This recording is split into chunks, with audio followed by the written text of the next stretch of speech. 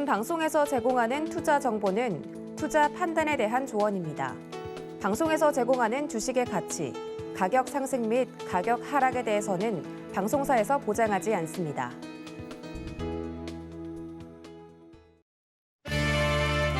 여러분 안녕하십니까? 오늘부터 마감인박 60분의 승부에서 인사드리게 된 최슬기입니다. 자, 오늘 국내 증시 미국발 폭풍이 불어 닥쳤습니다. 네, 미국에 앞으로 경제 허리케인이 올 수 있다라는 우려가 제기된 건데요. 연준의 긴축과 러시아, 우크라이나 전쟁에 따른 유가 상승 등으로 앞으로 경기가 침체될 수 있다라는 겁니다. 자, 이 소식에 오늘 코스피 코스닥 양대 시장 모두 파란불 들어와 있습니다. 양 시장에서 개인이 적극적으로 매수세 보여주고는 있지만 지수를 끌어올리기엔 역부족인 모습입니다. 자, 마감인방 60분의 승부, 우선 오늘의 이슈 브리핑부터 시작하겠습니다. 우리가 선거로 쉬고 있는 동안 미국 백악관은 K-팝 때문에 떠들썩했습니다. 평소 진지하고 냉철한 질문과 답변이 오가기로 유명한 이 미국 백악관 브리핑룸에 BTS가 들어서면서 소란이 시작된 건데요. 미국의 아시아 하와이 원주민 태평양 제도 주민 유산의 달 마지막 날이었던 지난달 31일 반아시안 증오범죄 대응 방안을 논의하기 위해서 조 바이든 대통령과 면담 전 기자실을 깜짝 방문한 겁니다. BTS 방문에 기자실에는 평소에 3배가 넘는 기자들이 몰려서 기자들은 이렇게 자리에 제대로 앉지도 못한 채 기사를 송고했다고 하기도 하고요. 또 백악관이 운영하는 유튜브 채널의 동시 접속자 수는 BTS가 나오는 순간 30만 명을 넘겼다는 소리도 들립니다.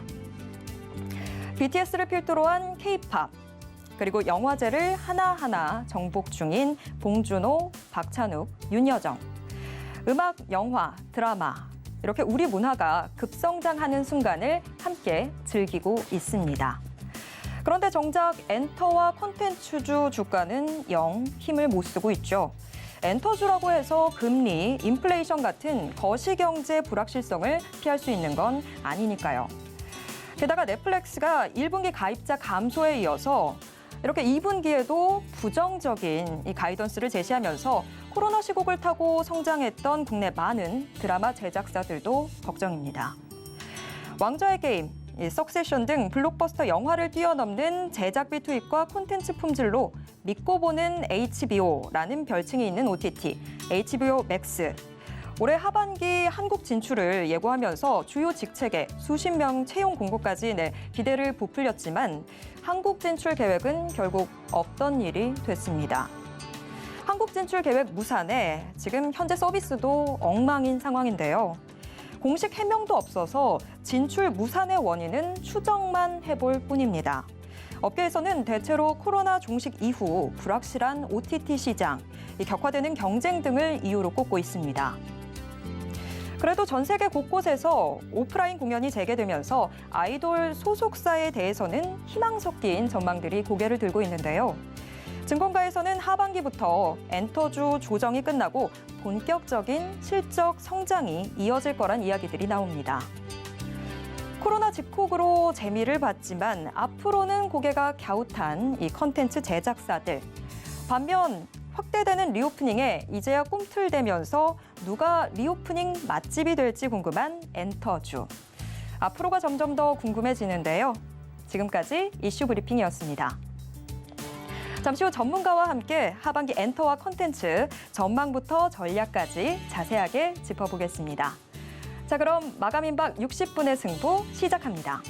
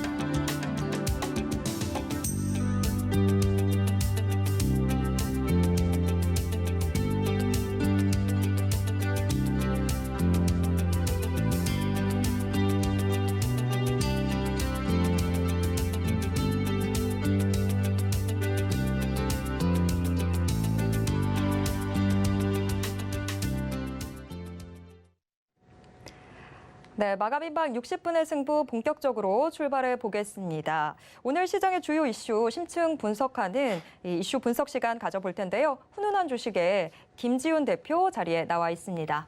대표님 어서 오세요. 안녕하세요.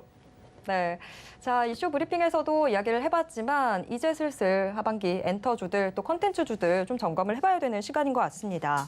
특히나 영화 정말 코로나 시국에 제대로 타격을 받았잖아요. 저 같아도 좀 극장 가는 게 꺼려졌었거든요. 그런데 이제 슬슬 뭐 칸 영화제 수상 소식도 전해지고 또 범죄도시 2도 굉장히 흥행을 하고 있더라고요. 그러면서 지금 조금씩 반등의 기미들이 보이고 있는 것 같아요. 그래도 이 그간의 낙폭을 좀 만회하기에는 좀 힘이 부족해 보이는 상황인데 최근 엔터 콘텐츠주 주가 추이 좀 어떻게 평가하고 계신가요?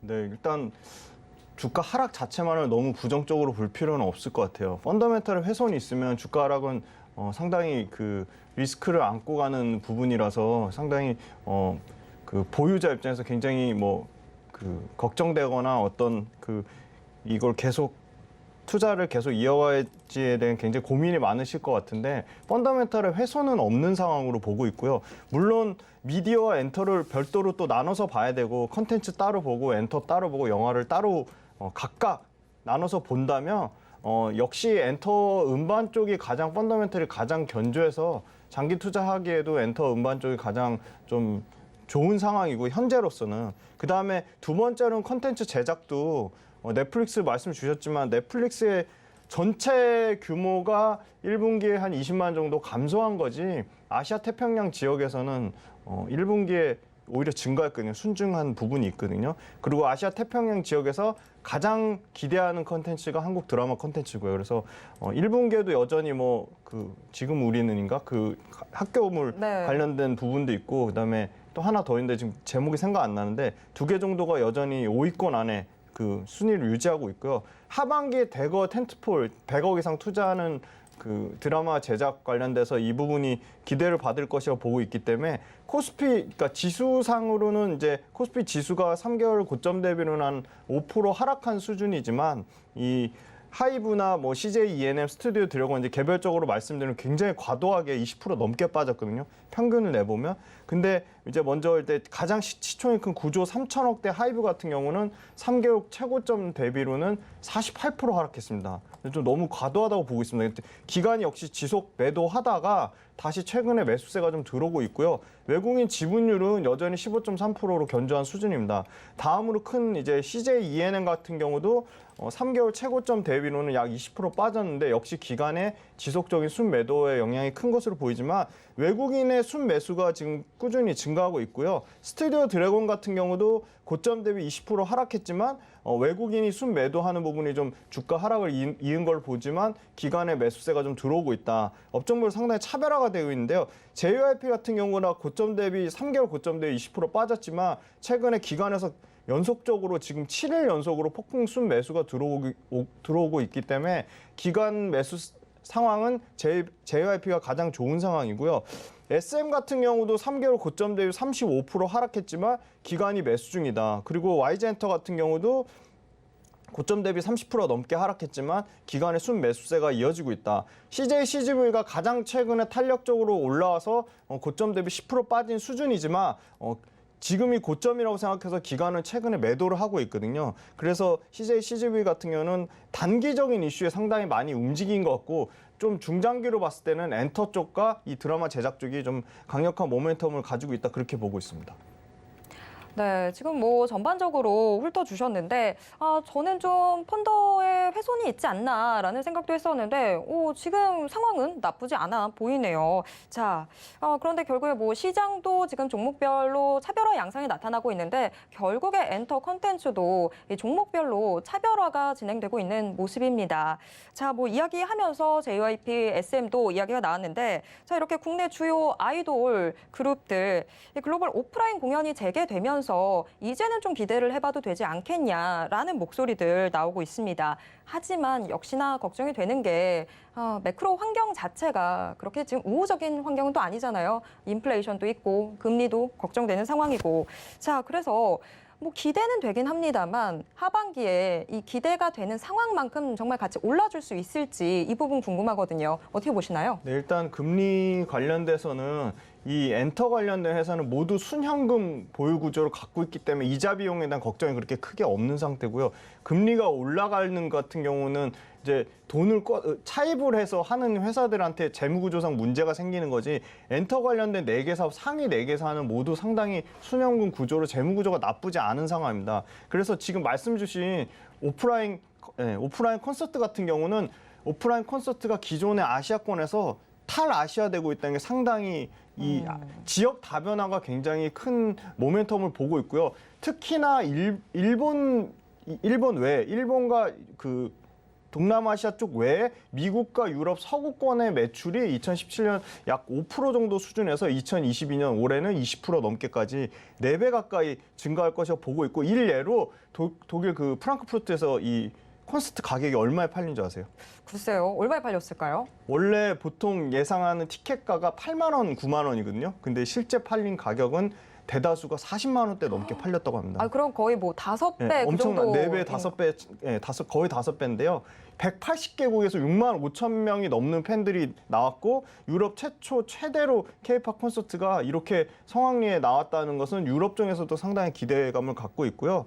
지금 말씀 주신 대로 구체적으로 트와이스 같은 경우가 이제 9회 예정이 돼 있고, 평균 모객은 2만 이상, 최소 2만 이상을 예상하고 있어서 상당히 기대를 갖고 있고, 그다음에 후속으로는 스트레이키즈가 아레나에서 12회 공연 예상. 이거 다 북미권입니다. 세븐틴이 아레나에서 12회라서 불과 2-3년 전만 해도 BTS하고 뭐 블랙핑크 정도에 딱 국한돼 있었거든요. 네. 뭐 트와이스 요즘 3개 팀이었는데, 지금 그 밑단에 기존의 1세대, 2세대를 넘어선 3세대, 4세대, 그러니까 소위 말하는 신생 아티스트들이 막 대거 아레나 공연을 하고 있거든요. 일본의 돔토 당연히 마찬가지고요. 그래서 K-팝 공연 수요 자체가 2022년에 285만 명에 달할 정도로 상당히 기대를 하고 있고, 방금 말씀드린 가장 핵심은 아티스트의 수명 주기가 축소되고 있다. 그 말은 짧은 6개월도 데뷔한 지 안 된 걸그룹이 음반 판매량이 30만 장씩 판다고 합니다. 그리고 평균 지금 누적 올해 4월 달만 해도 누적 전체 연간 음반 판매량 이미 27%가 증가를 하고 있고요. 그래서 엔터 4개사의 그 핵심 음반 판매량 이제 올해 전체로 치면 6천만 장 시대, 판매량 6천만 장 시대를 보일 것이라고 기대를 하고 있고, 보이그룹이 상당히 역시 판매가 좋은데요. 보이그룹 평균이 120만 장으로 보이그룹의 좀 경쟁력을 갖고 있는 엔터사를 좀 눈여겨보자. 그리고 걸그룹은 평균 40만 장. 그래서 이게 좀 구조적으로 성장하는 국면인 것 같아요. 음반 판매가 단순히 보복적 소비를 넘어서 강력한 팬덤 소비의 선순환을 가고 있다. 그래서 무대로 그 콘서트 참여해서 입덕한 이제 구매자가 콘서트 티켓으로 이제 코어 팬덤을 형성하고, 그 코어 팬덤이 옛날 음반까지 사주는 선순환 구조를 이루고 있다. 그래서 이런 그 대형 아티스트, 그러니까 JYP, SM, YG 같은 경우는 옛날 음반이 상당히 그 리와인드 돼서 되게 잘 팔리고 있는 게 상당히 인상적이고요. 그다음에 세 번째로는 이 2020년 말 최초 유튜브 계정을 만든 아티스트들이 주 핵심층은 이 음악의 트렌드를 주도하는 이 Z세대라고 하는 Z세대 중심의 이 뭐 틱톡으로 이렇게 한다고 하는데, 틱톡의 K-팝 영상 개수만, 생성수만 10억 개가 넘는다고 합니다. 그래서 2020년 대비 15배 증가하고 있고, 그래서 K-팝이 이 음악 트렌드를 주도하는 Z세대의 마음을 잘 잡고 있다. 그래서 뭐 유튜브 구독자 수만 봐도 블랙핑크가 막 7,500만 명이 달할 정도로 되고요. BTS 뭐 6,700만 명, 어마어마합니다. 그래서 이 부분도 상당히 상승 모멘텀을 가지고 있을 거라고 보고 있고요. 그다음에 이제 드라마 같은 경우는 말씀 주신 EQ의 부정적인 가이던스지 EQ의 실제 실적이 나온 거가 아니기 때문에 그건 철저하게 따져봐야 되고요. 아까 말씀드린 아시아 태평양 쪽에서 유일하게 가입자 순증 109만이 나왔다. 그래서 아시아 태평양 지역에서 여전히 한국 드라마 가장 최근 인기 시리즈 6개 중에 2개가 한국 드라마인 만큼 한국 드라마 콘텐츠의 제작 경쟁력이 여전히 견조하다. 그리고 넷플릭스 자체가 올해도 2022년 한국 드라마 콘텐츠에 8,500억 투자하는데, 이 부분은 전체 넷플릭스 투자 규모로 비하면 5%밖에 안 되는 수준이기 때문에 이 5% 미만이 충분히 더 확대가 될 가능성이라고 가능성이 있다고 보기 때문에 한국 컨텐츠의 경쟁력은 오히려 하반기에 더 좋아질 거라고 보고 있고, 그다음에 좀 구조적으로 특히 우리나라 스타 작가 작품 같은 경우는 이미 마진을 30% 확보한 상태에서 그 오리지널로 선판매를 한다고 하니까 그 부분도 이익 구조 개선에 상당히 기여할 것이라고 보고 있습니다. 그래서 드라마, 엔터 모두 하반기로 갈수록 더 좋아지면 좋아졌지 구조적으로 나빠질 상황은 아니다, 그렇게 말씀드릴 수 있을 것 같습니다. 네. 지금 뭐 경제 상황 자체가 걱정되다 보니까 이게 또 드라마나 엔터에도 큰 영향을 미치지 않을까 싶었는데 오히려 지금 뭐 걱정은 덜어내도 되는 상황일 것 같습니다. 자, 뭐 그렇게 매크로 이슈를 좀 덜어낸다고 해도 그래도 또 엔터주들은 개별적으로 걱정이 되는 요인들이 있습니다. 저도 아미의 한 사람으로서 지금 BTS 이거 군대 가면 어떡하나라고 걱정하시는 분들 저 말고도 많을 거라고 생각합니다. 자, 일단 뭐 하이브는 이렇게 BTS의 군대 군복무 이슈가 남아 있고 또 SM 뭐 지금 뭐 매각된다 뭐 어쩐다 이야기 정말 많잖아요. 그런 것도 있고 YG는 워낙에 또 활동이 좀 뜸하다라는 그런 이슈들이 있는데 자, 이런 개별적인 이 엔터주들의 요소들 하반기에 좀 어느 정도 리스크 요인이 될까요? 4개 엔터사 중에 말씀 주신 BTS가 가장 타격은 클 거라고 보고 있는 이유는 역시 하이브의 아주 높은 BTS에 대한 매출 의존도거든요. 그렇죠. 매출 의존도가 55%, 상당히 많이 줄었어요. 원래 80%, 85%에서 30% 많이 줄인 부분을 최근에 아주 TXT라고 투모로우바이투게더 네. 그 밑단에 있는, 그다음에 뭐 이제 신규 걸그룹인 르세라핌 포함해서 뭐 르세라핌도 여러 가지 이슈는 있지만 상당히 이제 하반기에 그 BTS의 소위 말하는 동생 그룹들이 빠르게 치고 올라오고 있을 거로 예상하고 있지만 그래도 BTS 여전히 비중이 좀 크긴 크네요. 매출 55%가 너무 크거든요.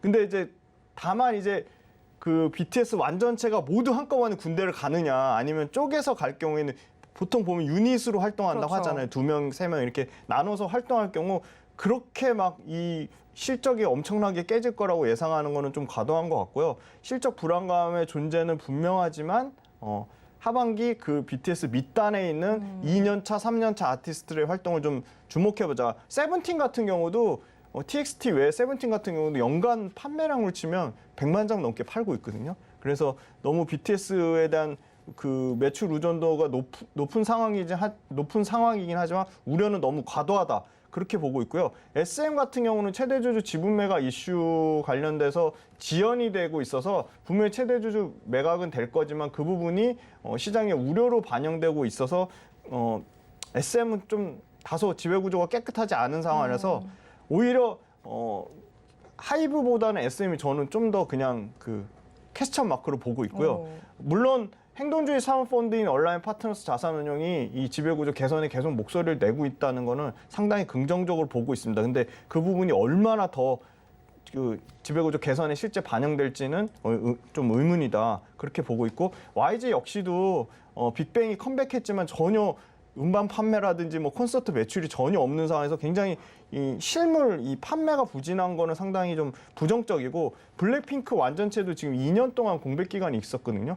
근데 YG 같은 거는 좀 다행인 거는 굉장히 이 하반기에 이 아이콘, 위너, 트레저 이 3인방이 상당히 콘서트와 대규모 이 공연 관련된 MD 매출을 기대하고 있기 때문에 SM보다는 좀 더 나은 상황이라고 보고 있고요. 그다음에 엔터주 전반적으로 해외 공연이 아직 코로나로 인해서 부분적이긴 하지만 하반기에 굉장히 늘어날 것이라고 보고 있어요. 아까 말씀드린 일본과 동남아 외에 미국과 유럽까지 이 권역이 확대되는 거는 상당히 기대를 하고 있고, 그 저변에는 K-팝의 소비 저변 확대, 그리고 소비층의 다양화가 여전히 긍정적인 모멘텀이라고 보고 있기 때문에 엔터주 간에 차별화돼서 봐야 되겠다. 그래서 가장 좀 지배구조가 깨끗한 JYP가 상대적으로 더 주목받을 수밖에 없을 것 같습니다.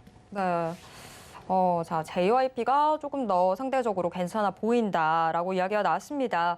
자, 뭐 우리 국내 아이돌들이 참 예전에는 여기 뭐 일본이나 동남아시아에서만 정말 인기가 있었다고 한다면 이제는 그 인기가 정말 온 세계로 퍼져 나가고 있는 상황인데, 아이돌들뿐만이 아니라 지금 K 컨텐츠 자체도 그런 양상인 것 같아요. 예전에는 정말 동남아에서만 한류였다고 한다면 지금은 미국에서도 다들 보고 있잖아요. 자, 그런데 지금 올해 엔터주의 상저하고를 예상하는 목소리들이 더 높아지고 있습니다. 현 시점 좀 상승 여력이 충분한 종목, 뭐 아까 엔터주에서 JYP도 얘기를 해주셨지만 다른 종목들 또 제시해 주시고 투자 전략도 좀 여쭤볼게요. 네네. 엔터주 상반기 실적이 이렇게 좋지 않았고요, 전반적으로. 근데 하반기 아까 말씀드린 대형 오프라인 콘서트, 그다음에 해외 매출 다변화, 그다음 굿즈 상품이라는 ND 상품이 본격적으로 이제 판매가 늘어날 것이라고 보고 있기 때문에 JYP는 핵심은 그 해외 매출 확대하고 그다음에 MD 매출이 지금 100만 규모로 공을 개최하면 연간 매출, MD 매출 한 500억 가까이 나올 것이라고 보고 있기 때문에 JYP 지금 PER 26배 수준이 굉장히 5만 원 초반, 5만 원 중반까지 빠지면 굉장히 좋은 가격으로 보고 있고요. 컨텐츠층에서는 역시 스튜디오 드래곤입니다. 스튜디오 드래곤도 지금 기존에 25편 정도 하는 게 올해 33편까지 당연히 100억 이상 투자, 150억 이상 투자하는 텐트폴 포함해서 평균 평수 자체가 늘어나기 때문에 큐의 외형 성장이 이루어질 것이라고 보고 있고요. 아까 말씀드린 그 스타 작가 같은 경우는 30% 마진 확보한 상태에서 피해 가격의 증가까지 보이고 있기 때문에 전체 연간 매출로도 상반기에 부진했지만 연간 매출은 한 25% 증가, 매출 6천억까지 바라보고 있고 영업이익은 이제 하반기에 그 상반기 넷플릭스 부진한 실적을 좀 축소 우려와 더불어서 지금 영업이익 단에서는 53% 증가한 800억까지 영업이익 증가를 기대하고 있기 때문에 컨텐츠 쪽에서는 역시 스튜디오 드래곤이 가장 경쟁력 있고요. 지금 PER 상으로도 가장 역사상 저평가인 한 30배 초반 정도 수준이다. 그래서 스튜디오 드래곤 같은 경우는 평균 내보면 PER 거의 50배 정도 받던 회사인데 지금 34배니까 굉장히 싼 건 맞는 것 같습니다. 네. 자, 지금 엔터주 또 컨텐츠주 하반기에 더욱더 기대가 되는 상황인데 김지훈 대표의 픽, 엔터주에서는 JYP 엔터테인먼트 또 컨텐츠 중에서는 이 스튜디오 드래곤이 꼽혔습니다. 저희도 같이 주목해 보도록 하겠습니다. 지금까지 김지훈 대표와 이야기 나눴고요. 투자 포인트 화면으로 다시 짚어보겠습니다. 자, 김지훈 대표님과는 여기에서 인사 나누겠습니다. 고맙습니다. 감사합니다.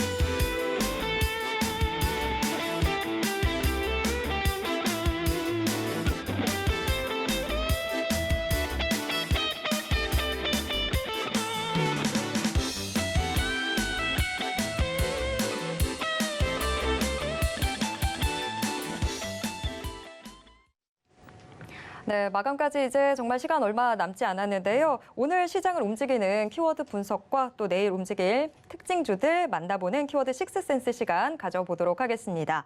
자, 오늘은 글로원 파트너스 이성웅 이사님과 함께하도록 하겠습니다. 이사님 어서 오세요. 네, 안녕하세요. 네. 지금 시장 분위기가 썩 좋지 않습니다. 이 미국에서 불어닥쳤던 네. 경기 침체에 대한 우려가 네. 너무나 직격탄으로 우리한테 오지 않았나라는 네. 생각이 드는데 오늘 시장 흐름 여태까지 좀 어떻게 보셨을까요? 네, 미국 시장의 흐름이 변동성이 크고 하락 같은 경우도 2거래일간 했었는데 우리나라 시장 같은 경우는 반면에 상대적으로 강세가 나타났다고 보입니다.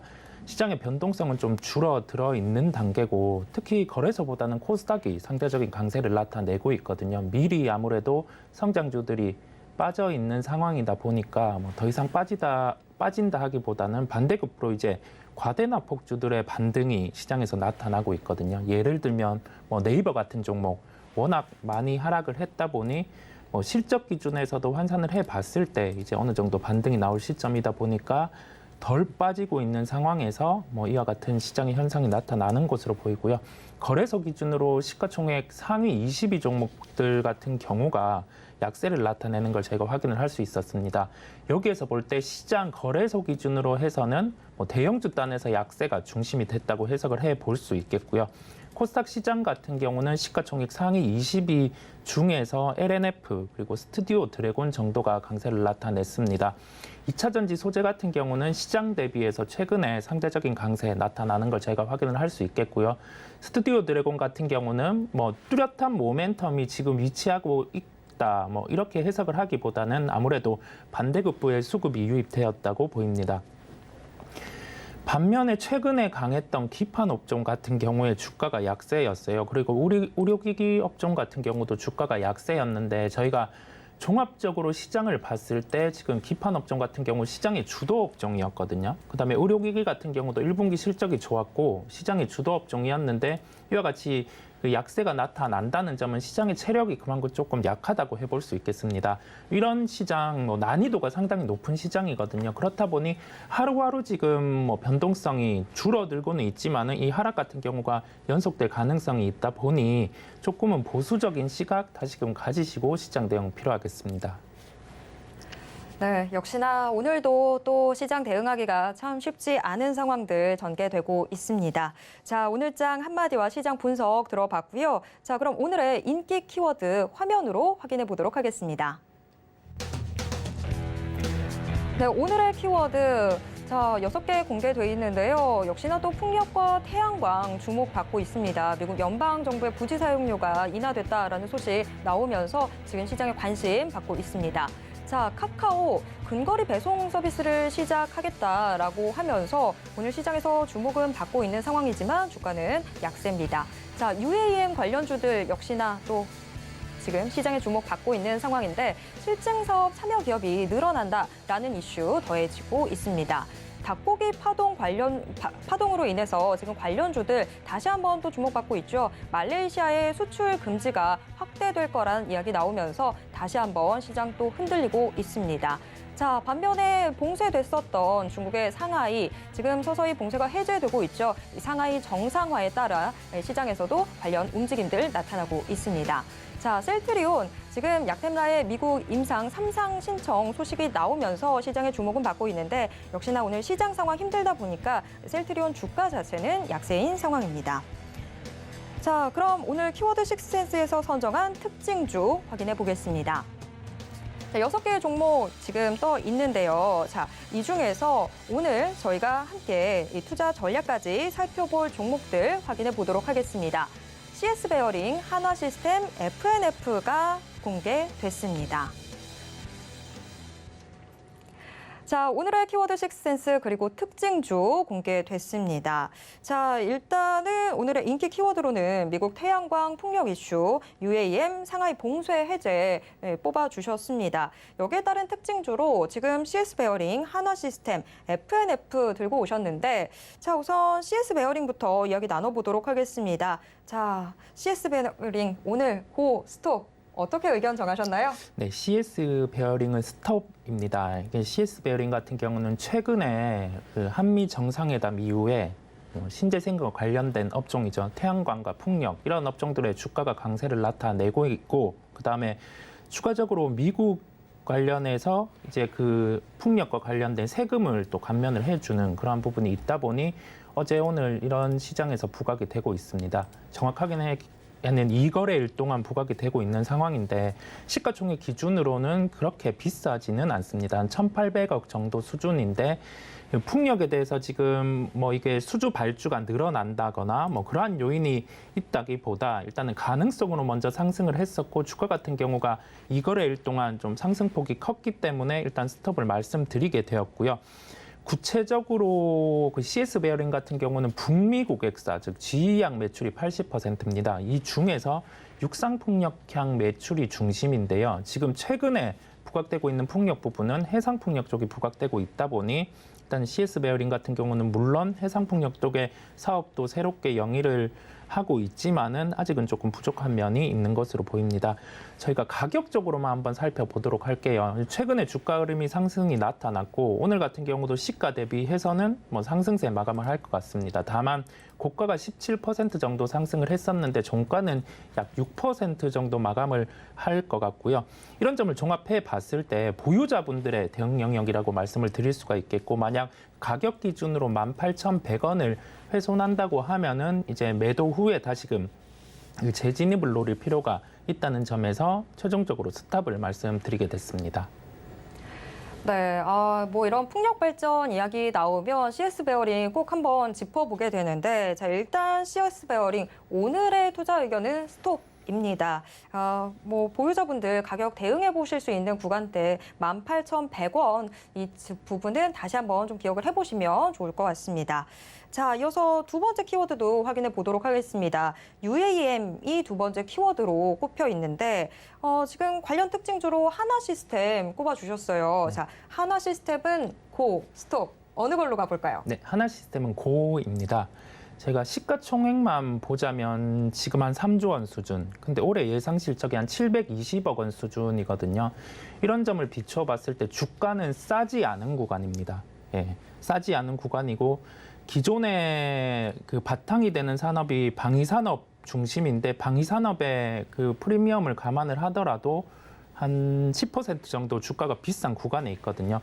여기에서 저희가 고민을 해볼 점은 일단 그 UAM과 관련된 뭐 구체적인 성장 이 부분을 주가에 반영을 해볼 수 있겠는데 우리나라 같은 경우는 아직 단계적으로는 좀 느린 측면이 있고요. 다만 그 하나시스템 같은 경우는 미국의 조비라는 대표적인 UAM과 관련된 기업에 지분 투자를 해 있습니다. 간접적으로 뭐 지분법과 관련해서 이 사업들이 활성화된다면 이제 그 수익을 볼 수 있는 단계고요. 이런 점을 종합을 해봤을 때 기본적으로 방위산업의 실적이 바탕이 되고 이제 그 UAM과 관련된 사업이 해외에서부터 본격적으로 실적이 나오는 단계가 되면은 이제 하나시스템 같은 경우는 현재 올해 실적에서 이제 플러스에서 멀티플 즉 뭐 10배, 20배 뭐 그 이상의 밸류에이션을 줄 수 있는 구간이다 보니까 오늘 고를 말씀을 드리게 됐고요. 가격적으로 봤을 때 좀 무거운 주식입니다. 시가총액이 한 3조 원 크다 보니까 이러한 영향이 있고요. 박스권 상당 가격이 한 17,000원 정도거든요. 보유자분들께서는 이게 통상 17,000원 구간에 가면은 뭐 차익 매물이 많이 나오는 종목이다 보니까 그러한 점을 염두에 두시고 17,000원 가격에 왔을 때는 한번 매매를 했다가 다시금 이제 뭐 모멘텀이 부각되는 시기 또는 박스권 하단에 왔을 때 뭐 매수를 하는 그러한 전략의 대응이 필요하겠습니다. 네, 두 번째 키워드 UAM과 함께 한화시스템 같이 체크해 봤습니다. 자, 한화시스템은 일단 고 의견 나왔는데, 자, 일단 가장 매물대가 두터워지게 되는 이 박스권 상단인 17,000원 가격대, 이 부분에서는 좀 투자 대응 주의해 주셔야 될 것 같고요. 이 박스권 하단에서 조금 더 실어보는 그런 전략들로 가져가 보시면 어떨까 싶습니다. 자, 마지막 키워드도 확인해 보도록 하겠습니다. 정말 답답했을 것 같아요. 굉장히 뭐 오랜 기간 동안 봉쇄를 했었던 중국의 상하이. 이제 봉쇄가 하나씩 풀려나가고 있는 상황인데, 자, 그래서 마지막 키워드 상하이 봉쇄 해제가 꼽혔습니다. 그러면서 지금 관련 특징주로 FNF 제시해 주셨는데, 자, FNF 고일까요? 스톱일까요? 네, FNF도 고입니다. 일단은 기본적으로 제가 시총에 대비해서 실적을 말씀드려보면 현재 시가총액이 한 5조 6천억 원 수준. 근데 올해 예상이익이 한 4,100억 원 수준이거든요. 의류주 같은 경우가 통상 멀티플, 즉 그 수익에서 저희가 어느 정도 배수를 감안해 본다고 하면 주가는 싼 구간입니다. 아직 한 6조 원 정도가 적정 가치라 할 수 있는데 그 정도 가격 이하에 있겠고요. 특히 중국과 관련해서 부각이 되게 된 게 1분기 기준으로 중국 법인의 매출이 한 1,500억 원 정도 발생을 했었거든요. 이게 그 전체적인 매출 볼륨에서 차지하는 게 아직 포지션이 크지는 않지만은 중국 법인, 그 새로운 해외 법인의 성장이 1분기부터 반영이 되는 단계였고 이제 봉쇄가 해제가 된다고 하면은 이 볼륨이 더 늘어날 수 있는 구조다 보니까 FNF 같은 경우는 고를 말씀을 드리게 됐는데 저희가 염두에 둬야 될 게 코스피 200에 편입이 될 이슈가 있거든요. 근데 코스피 200에 편입이 된다고 하면은 뭐 코스닥 150도 물론 그렇지만은 공매도가 가능하게 됩니다. 그렇다고 하면은 뭐 저희가 적정 가치보다 지금 할인된 가격으로 시장에서 거래되고 있다고는 하지만은 공매도를 칠 수 있는 요인이 있으면 주가가 그 반대급부로 하락을 할 수가 있거든요. 그렇다 보니 이게 10일부터 공매도 가능을 염두에 두고 살펴봐야 할 것으로 보입니다. 결론적으로 지금 시장에서는 싸게 거래되고 있고 중국 같은 경우 로컬에 대한 그 코로나 해제에 따라서 주가가 상승을 할 수 있지만은 10일 기준으로 공매도가 가능하다는 점, 이 일정을 꼭 기억하고 대응할 필요가 있겠습니다. 네, 자 지금 FNF 일단 그 의견은 주시긴 하셨지만 네. 어쨌거나 걱정이 되는 건 이제 10일부터는 공매도가 가능해진다라는 점이잖아요. 아 정말 저 같은 개인 투자자들 입장에서 공매도 이슈가 더해진다 네네. 이것만큼 겁나는 게 없거든요. 네네. 좀 더 이 10일 이후의 투자 전략까지 길게 한번 좀 잡아주실 수 있을까요? 네, 10일 이후 본격적으로 공매도가 가능해진다고 하더라도 뭐 구구조상 실적에 대한 성장이 지금 반영이 되어가는 단계인데 2분기 실적 같은 경우로 확인을 할 필요가 있기는 해요. 왜냐하면 이게 2분기 실적 같은 경우가 코로나 그 봉쇄가 있던 중국 부분의 실적이 반영이 되기 때문에 1분기보다는 좋지 않을 것으로 예상이 되거든요.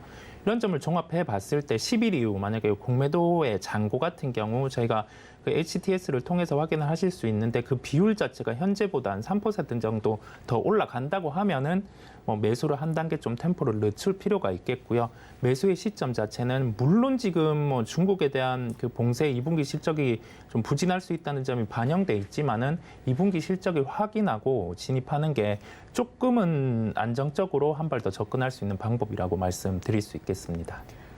네, 결국에는 또 실적이 가장 중요해지는 거네요. 자, 이렇게 오늘의 인기 키워드와 특징주까지 만나봤습니다. 내일 시장을 주도하는 키워드와 또 특징주에 대한 빠른 솔루션 필요하시다면 내일도 함께해 주시길 바랍니다. 지금까지 이성웅 이사님과 함께했습니다. 이사님 고맙습니다. 네, 감사합니다.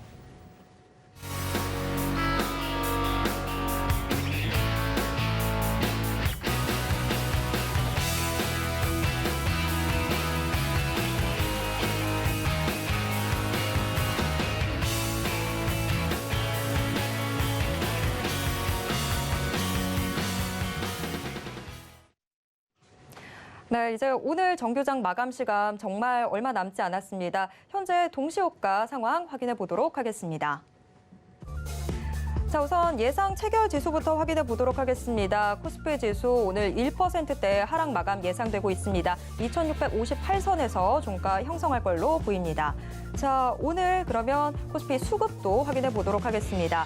코스피 시장에서는 계속해서 개인만 물량 담고 있는 모습인데요. 하지만 지금 기관과 외국인이 계속해서 물량 쏟아내면서 개인 홀로 이 지수를 끌어올리기엔 역부족인 상황 전개되고 있습니다. 그러면서 코스피 지수 계속 1% 안팎의 하락률 이어가고 있는 상황입니다.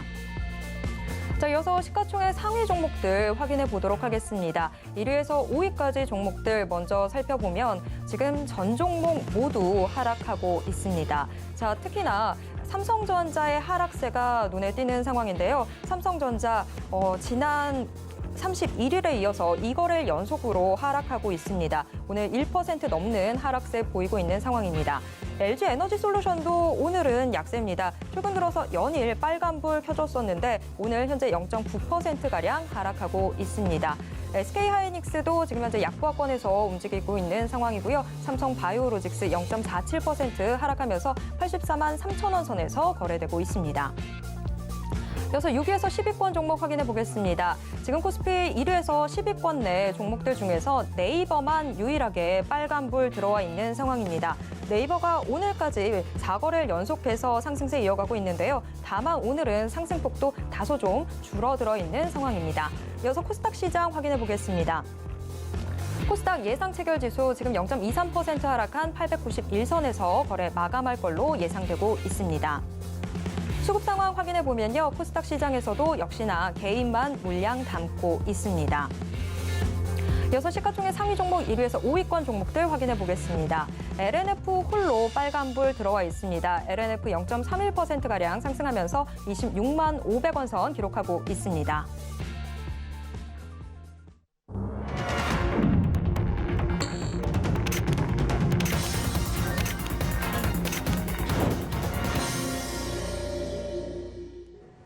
네, 정규장 마감했습니다. 자, 이번 코너는 이정수의 신의 한 수입니다. 서울경제 샘플러스 이정수 파트너가 장 마감 이후 시장 정리와 특징주 함께 정리해 드립니다. 지금 이정수 파트너 연결돼 있는데요.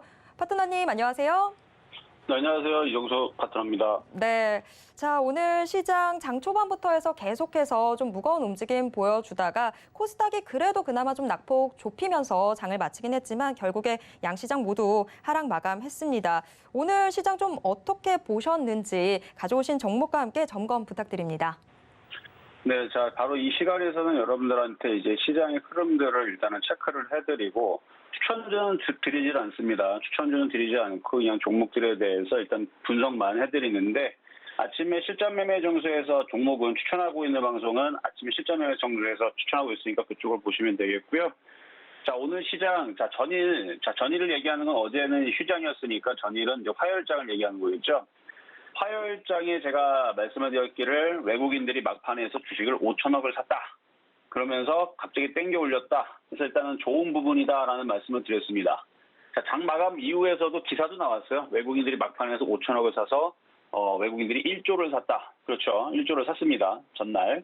전일장에서 이제 외국인들이 그렇게 들어왔고 그다음에 프로그램 매수로도 1조 1천억이 넘게 들어왔습니다. 자, 그러면 전일 외국인들과 프로그램 매수가 둘 다 합쳐서 2조 1천억 정도가 들어왔다라 그러면 오늘처럼 이런 식으로 시장을 약하게 만들면은 안 됩니다. 이렇게 막판까지 이렇게 물론 이제 눌러주고 뭐 올리면은 상관은 없는데 지금 개인 투자자들이 또다시 주식을 8천억 가까이를 밤도록 이렇게 내밀어 둔다라는 것은 별로 그렇게 좋은 흐름은 아니에요.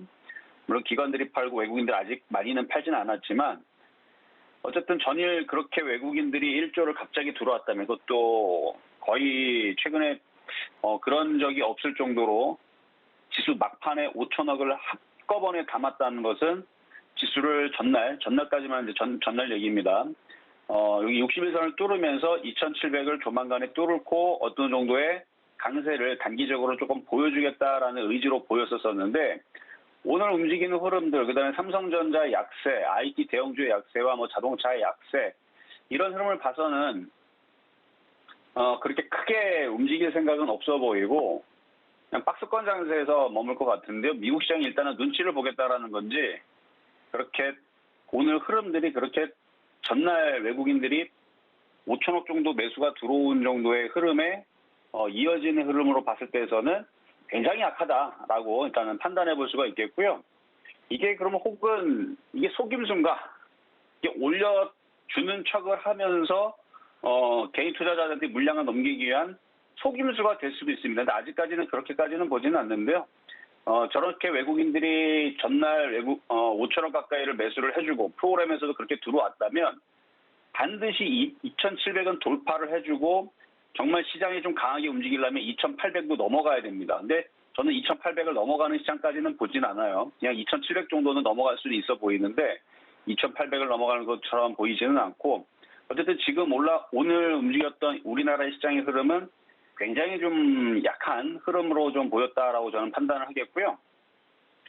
그리고 그 아침에서 흔들린 이유에서 이제 결국 미국 시장이 이제 흔들려서 그런 건데 3일 전만 하더라도 인플레이션 정점이다. 이제 인플레이션 우려가 이제 뭐 해소되는 그런 느낌으로 일단 좋게 얘기 나왔다가 단 하루 만에 이제 이틀 만에 미국에서 다시 인플레이션 우려감, 뭐 경제 뭐 폭풍이니 뭐 허리케인이니 뭐 앞으로 안 좋을 거에 대해서 지금 엄청나게 또 얘기가 나오고 있는데 뭐 그렇다고 해서 미국 시장이 급락한 건 아니지만 어쨌든 그거에 대한 이제 눈치를 보는 건지 일단 우리나라 시장이 이렇게 흔들렸었어도 얼마든지 강하게 위로 올라갈 생각이 있었다면 이렇게 다시 당겨주면서 전날 이렇게 흔들어 놓고 강하게 당겼죠. 5월 31일 화요일 날 이런 식으로 흔들어 놨으면은 이렇게 강하게 들어졌다면 내일 강하게 움직였을 거예요. 내일 2,700을 돌파했을 겁니다. 근데 지금 움직이는 꼬락선을 보니까 움직일 생각이 없어 보인다라는 게 일단 저의 생각이고요.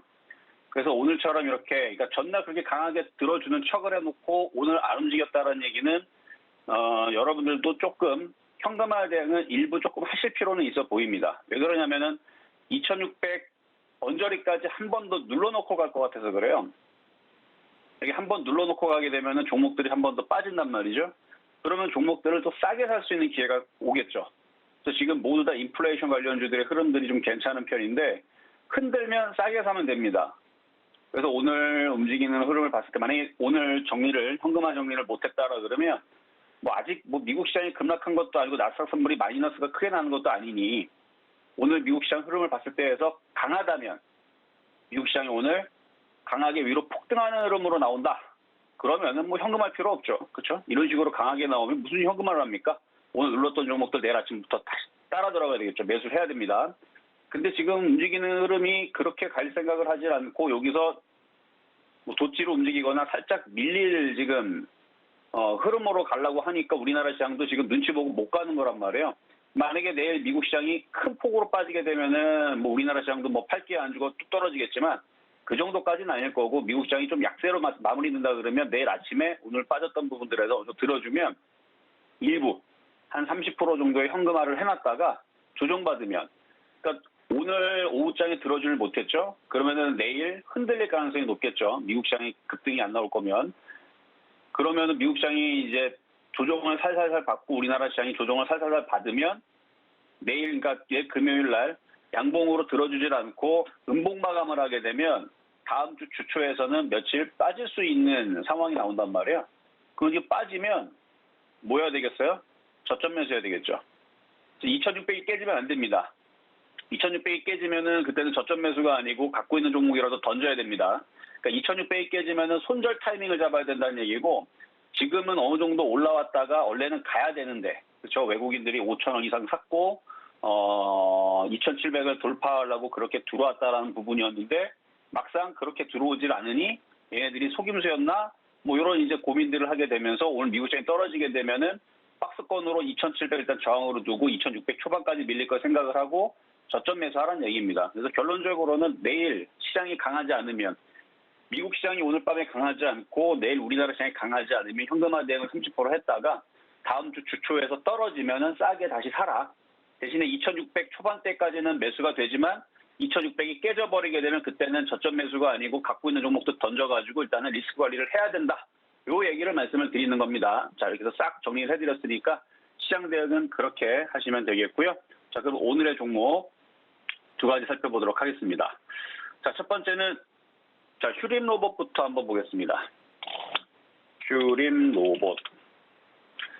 자, 오늘 휴림 로봇이 강하게 이제 올라갔는데요. 많이 올라간 이유는 이제 삼성전자가 이제 로봇 혹은 반도체 쪽에 이제 대형 M&A를 이제 기대감 쪽에서 얘기를 이제 발표를 하는 부분들이 있었죠. 그래서 한종희 삼성전자 부회장이 지난 31일 엊그저께 삼성 호암상 시상식 만찬 행사 뒤 취재진들과 만난 자리에서 M&A에 관련된 질문에 대해서 뭐 지금은 말씀드릴 수는 없지만 워낙 보안 사항이지만 발표가 임박했다. 뭐 이런 얘기를 이제 시사를 했단 말이에요. 그래서 그런 이제 M&A가 진행 중으로 이제 되고 있다라는 뉘앙스를 줬기 때문에 관련된 지금 삼성 관련된 그 로봇 관련주라든지 반도체라든지 뭐 이쪽 애들이 소문에 기대감에 조금 움직이는 경향이 있습니다. 근데 막상 뭐가 움직일지를 모르고 뭐가 이게 또 결과론이기 때문에 나중에 만약에 M&A가 됐는데 휴림 로봇이 아니었다. 그러면은 그냥 그 자리에서 점 한가 내로 받겠죠. 그러니까 기대감에 움직이는 부분에서는 쫓아갈 필요는 없고요.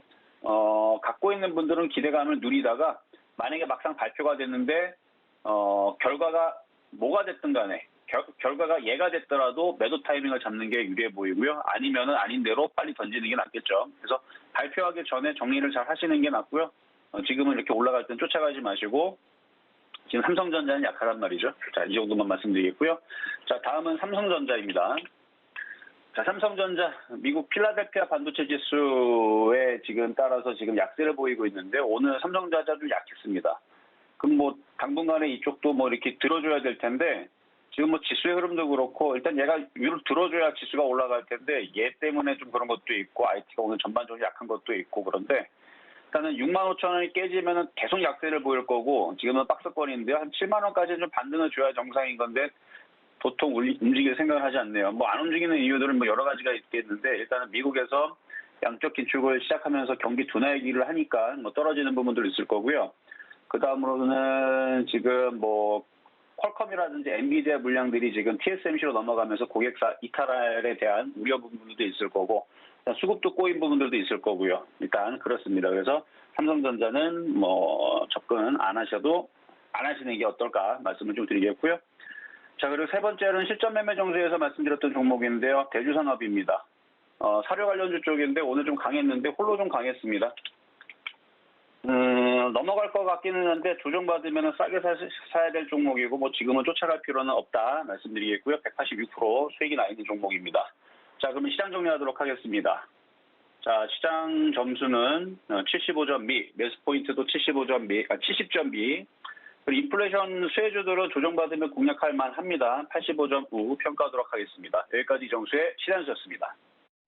네, 이정수 파트너의 신의 한 수 들어봤습니다. 문자 샵 0082번으로 신의 한 수라고 적어서 보내주시면 이정수 파트너와 장중에도 전략 함께 세워나가실 수 있습니다. 자, 이정수 파트너 오늘 말씀 고맙습니다. 네, 감사합니다. 네, 마감인방 60분의 승부 정말 숨차게 달려왔습니다. 저희는 내일도 여러분과 함께 시장 대응 전략 짜보도록 하겠습니다. 시청해주신 여러분 고맙습니다.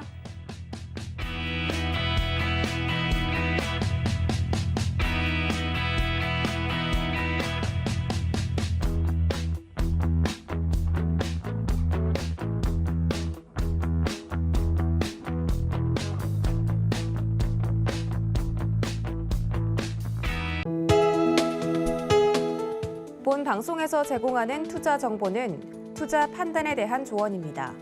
방송에서 제공하는 주식의 가치, 가격 상승 및 가격 하락에 대해서는 방송사에서 보장하지 않습니다.